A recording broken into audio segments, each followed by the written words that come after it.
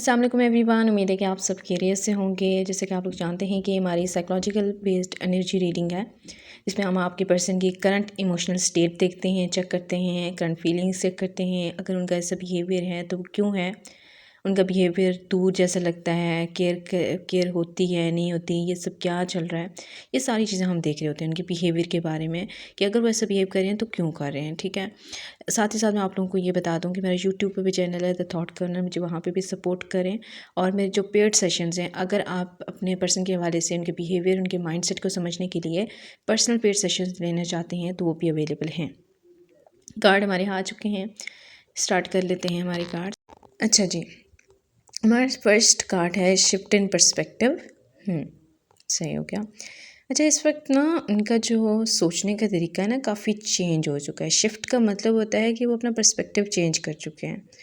वो पहले जैसे रिएक्ट नहीं कर रहे हैं, क्योंकि अब वो चीज़ों को इमोशनली नहीं मेंटली एनालाइज कर रहे हैं। वो एक्सप्लेन डिटेल में चीज़ों को देख रहे हैं कि पहले मैंने ऐसा किया तो तब मुझसे ये गलतियाँ हुई और अब मैं ऐसा करना चाहता हूँ या चाहती हूँ। ये शिफ्ट कन्फ्यूजन नहीं होता, ये मैच्योरिटी का साइन होता है। ये मैच्योरिटी होती है कि वो अपनी मैच्योर लाइफ में जा रहे हैं। अच्छा, फियर ऑफ वल्नरेबिलिटी, उन्हें अपनी वीकनेस देखने से डर लगता है। उनकी वीकनेस, उनकी इमोशंस को एक्सप्रेस करना है जो वो दिखाना नहीं चाहते। वो ये रिस्क नहीं लेना चाहते कि किसी को अपने इमोशंस का कंट्रोल दे दें।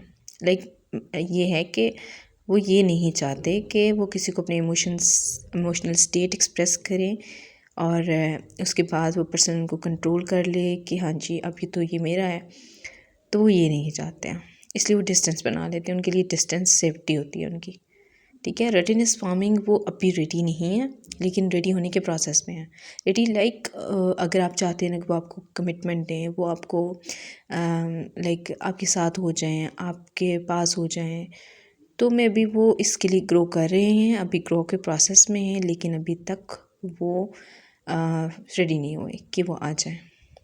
पास्ट इन्फ्लुएंस रीसरफेसिंग, उनका जो पास्ट वापस एक्टिवेट हो रहा है। उनके पास्ट में जो चीज़ें थी जो उन्हें अट्रैक्ट करती थी, जो चीज़ें उन्हें पसंद थी, पुराने एक्सपीरियंसेस उनके करंट रिएक्शंस को अफेक्ट कर रहे हैं बहुत ज़्यादा।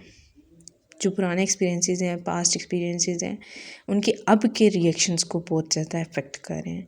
करंटली वो जो भी कर रहे हैं वो पास्ट में बहुत सारी बातें सोच रहे हैं। इसका मतलब ये नहीं है कि वो आपको पास्ट से कंपेयर कर रहे हैं, बल्कि अपनी पुरानी गलतियों से बचना चाहते हैं एक्चुअली में।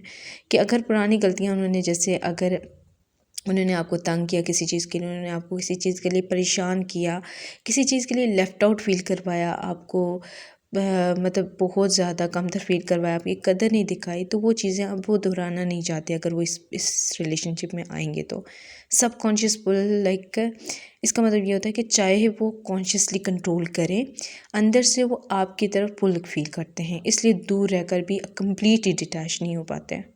वो कम्प्लीटली आपके पास ही रहते हैं। हाँ जी, नेक्स्ट कार्ड भी हमारे पास आ रहे हैं। ये भी मैं ज़्यादा सारे कार्ड ले लेती हूँ पहले, उसके बाद मैं आप लोगों को इसमें एक्सप्लेन करती हूँ कि हाँ जी इसमें क्या देख रहे हैं हम। अच्छा जी, पहला हमारे पास कार्ड आ गया है टाइमिंग मैटर्स। वो फील करते हैं कि अभी बोलना या एक्ट करना सही टाइम पे नहीं है, टाइमिंग ही सही नहीं है कि हमें कुछ एक्ट करना चाहिए, कुछ रिएक्ट करना चाहिए, आपके साथ कोई बातचीत करनी चाहिए या आपके साथ कोई कांटेक्ट रखना चाहिए। ये डिले लैक ऑफ इंटरेस्ट नहीं होता। अगर कोई डिले कर रहा है, बात नहीं कर रहा, बिल्कुल चुप हो गया है, आपके साथ कुछ कांटेक्ट के बाद चुप हो गया, बिल्कुल साइलेंट, कोई एक्टिविटी नहीं है उसकी सोशल मीडिया पे या आपके सामने ना आना, ये उनका कोई कन्फ्यूजन या कोई लैक ऑफ इंटरेस्ट नहीं है, बल्कि फियर ऑफ रॉन्ग टाइमिंग है। उनको लगता होता है कि इस वक्त वो टाइम नहीं है कि हम मिल सकें। टाइमिंग, कुछ लोग जो है वो डिवाइन टाइमिंग पे बहुत ज़्यादा ट्रस्ट करते हैं कि अल्लाह ने जो टाइमिंग हमारे लिए लिखी हुई है ना, उस टाइम पे हमें मिलना है। और जो कुछ लोग ऐसे भी होते हैं कि वो सोचते हैं कि अगर अल्लाह ने मेरे लिए नसीब में ये चीज़ लिखी है तो मुझे मेरे टाइम पे दे देगा। इस वजह से भी वो किसी चीज़ के लिए ज़िद नहीं करते। Distance of self control, distance उनके लिए पनिशमेंट नहीं होता, सेल्फ कंट्रोल का टूल है। जब इमोशन स्ट्रॉन्ग हो जाते हैं तो वो थोड़ा पीछे होते हैं, ठीक है, पीछे हटना शुरू हो जाते हैं ताकि खुद को स्टेबल रख सकें। कुछ लोग ऐसे होते हैं कि उनको अपनी परेशानियाँ, अपनी रिस्पॉन्सिबिलिटीज़ और अपनी बहुत सारी चीज़ें नज़र आ रही होती हैं कि यार मेरा और इस पर्सन का एक होना मुमकिन नहीं है, ये मुमकिन हमें खुद बनाना पड़ेगा, लेकिन अभी तो बिल्कुल भी नहीं है। तो अभी मैं अगर खुद फोर्सफुली अगर इस चीज़ को करना चाहूँगा तो वो मेरे लिए पनिशमेंट बन जाएगी, इसलिए वो डिस्टेंस को अपने लिए सेल्फ कंट्रोल बना लेते हैं, सेफ्टी बना लेते हैं डिस्टेंस रख के, ठीक है। तो कभी कोई एकदम से चुप हो जाता है, ये एकदम से दूर हो गया है आपसे, नो कांटेक्ट में चला गया, तो उसका मतलब ये हरगिज़ नहीं है कि वो आपको भूल गया है या वो आपसे दूर चला गया है। एक्चुअली में वो कनेक्टेड है, अभी भी आपसे दिल से कनेक्ट है, वो आपसे अब भी वैसा ही प्यार करता है जैसा वो पहले करता था।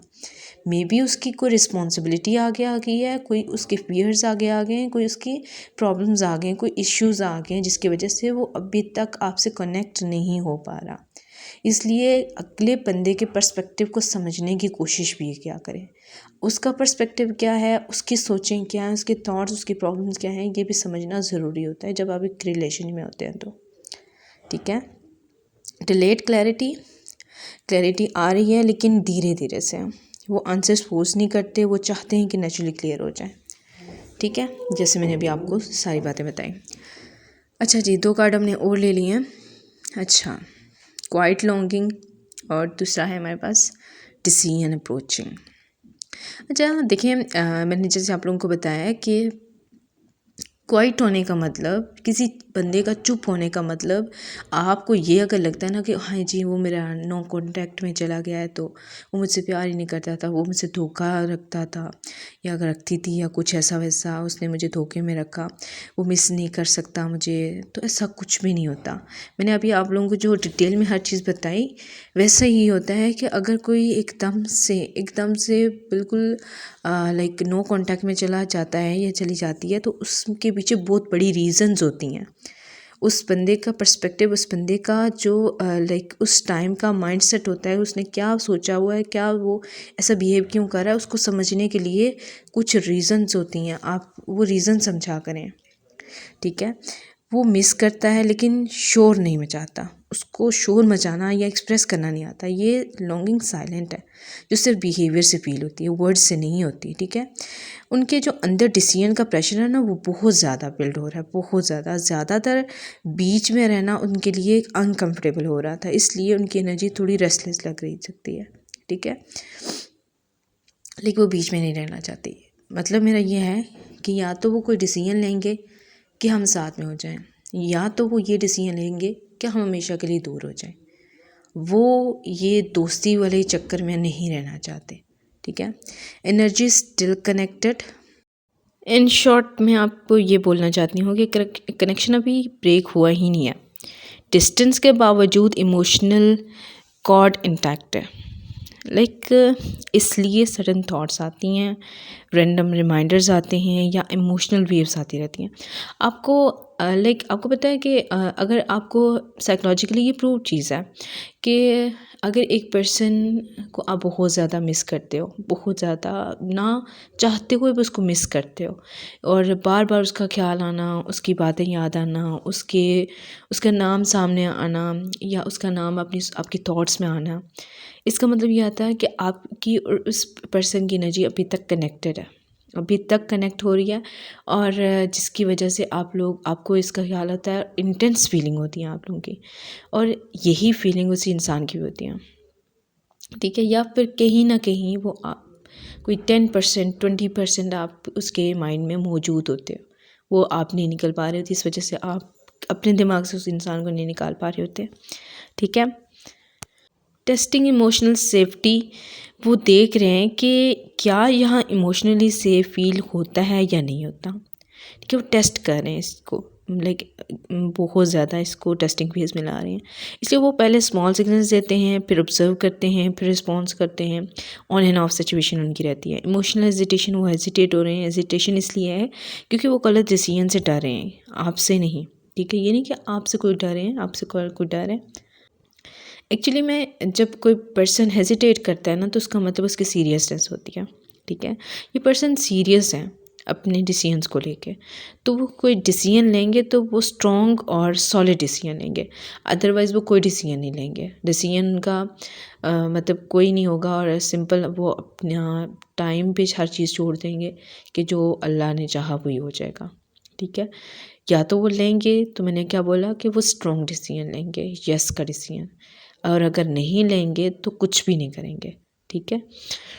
लाइक यहाँ पे जैसे हमारे पास कार्ड है इनर प्रेशर बिल्डिंग, उनका प्रेशर उनके अंदर इस वजह से बिल्ड है क्योंकि उनकी इमोशनल स्टेट बहुत इंटेंस है। जितना वो चुप रहते हैं उतना प्रेशर अंदर बिल्ड होता रहता है।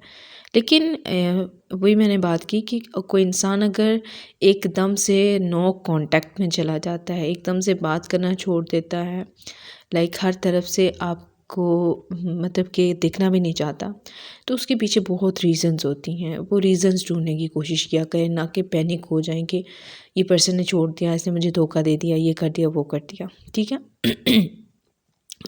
साइलेंस इसलिए साइलेंस उसके लिए ना ईजी नहीं होता। जो पर्सन ऐसा करता है उसके लिए साइलेंस ईजी नहीं होता, बस उसके लिए मजबूरी बन जाती है उस टाइम पे। अनस्पोकन ट्रूथ, कुछ बातें वो कह नहीं सकते, कुछ बातें वो कह सकते हैं लेकिन कह नहीं पा रहे। And hope is quietly growing, उनके अंदर एक सॉफ्ट सी होप है, लाउड एक्सपेक्टेशंस नहीं है, बस एक साइलेंट विश की चीज़ें बेहतर हो जाएं।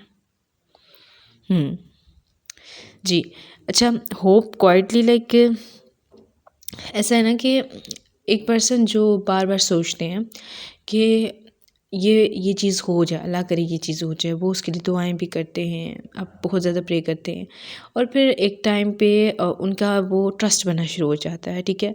मतलब यह भी मदद आती है, उनका ट्रस्ट बनना शुरू हो जाता है कि जी ये काम हो जाएगा, उनको सब्र आना शुरू हो जाता है।